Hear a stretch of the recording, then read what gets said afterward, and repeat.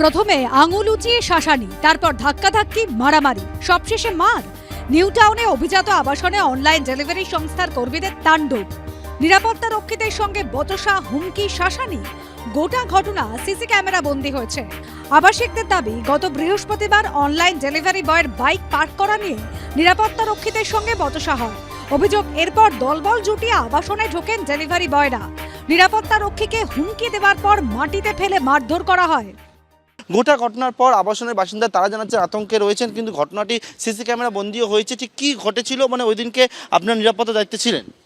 প্রথমত ওরা এখানে যেটা হয়, তারপরে 40-50 জন একসাথে ঢুকে আমরা গেলাম, ওদিকে আমাদের স্টাফকে ধরে মারামারি করছে। আমরা ওকে আটকাতে গেলাম, তারপরে আমাদের উপর থ্রেট সাপ্লাই করলো।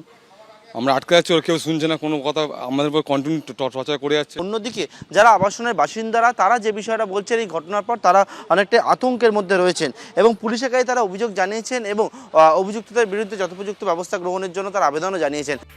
ঘটনার দিনই ইকো পার্ক থানায় অভিযোগ জানানো হয়। তারপর শনিবার ফের একটি অভিযোগপত্র দেওয়া হয়, কিন্তু এখনো গ্রেফতারি শূন্য। এটা একটা গেটেড কমিউনিটি, এরম আমাদের অভ্যস্ত নেই। তারা এসে ঢুকে আসে, সিকিউরিটি গার্ডটি ছেলেটিকে ধরে মারধর করেন।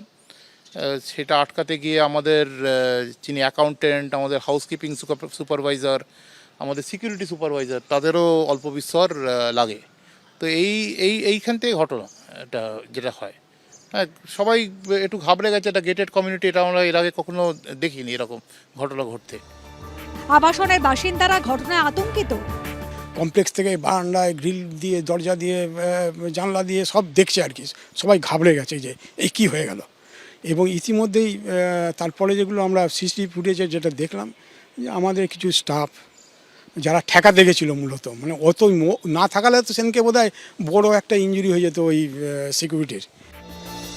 আবাসিকদের দাবি, সংশ্লিষ্ট অনলাইন ডেলিভারি সংস্থার দপ্তরে অভিযোগ জানিয়েছেন তারা, তবে তাঁদের তরফে কোনো উত্তর মেলেনি। পার্থপ্রতিম ঘোষের রিপোর্ট, এবিপি আনন্দ, কলকাতা।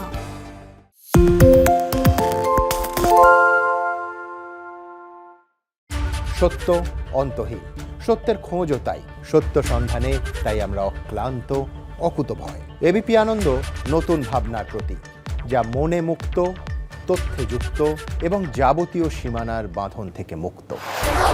সীমা না শব্দটির মধ্যে লুকিয়ে আছে মানা শব্দটি, যেন চোখ রাঙানি এক অদৃশ্য বেড়াজাল, যা আটকে রাখে আমাদের এক ছোট্ট গণ্ডির মধ্যে।